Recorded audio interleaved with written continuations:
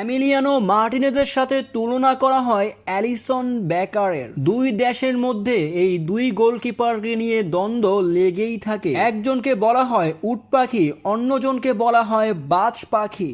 দুই দেশের এই গোলকিপারদের নিয়ে অনেক মন্তব্য করে থাকেন দর্শক প্রেমীরা। এমিলিয়ানো মার্টিনেজকে বলা হয় বাজ পাখি, সেটার প্রমাণ সে দিয়ে আসছে বারবারই। সম্প্রতি সময়ে আর্জেন্টিনাকে সেমিফাইনালে তোলার কারিগর এমিলিয়ানো মার্টিনেজ, যেখানে ইকুয়েডরের খেলোয়াড় দুই পেনাল্টি ঠেকিয়ে ফেলেন এই গোলরক্ষক। 2022-এ কাতার বিশ্বকাপে মেসির পরই সবচেয়ে বেশি অবদান রয়েছে এমিলিয়ানো মার্টিনেজের। সেটা সে প্রমাণ করেছে বিশ্বকাপের ফাইনাল ম্যাচে। 2024 কোপা আমেরিকায় পুরো টুর্নামেন্ট জুড়ে এমিলিয়ানো মার্টিনেজের ঝলক দেখছে পুরো বিশ্ব।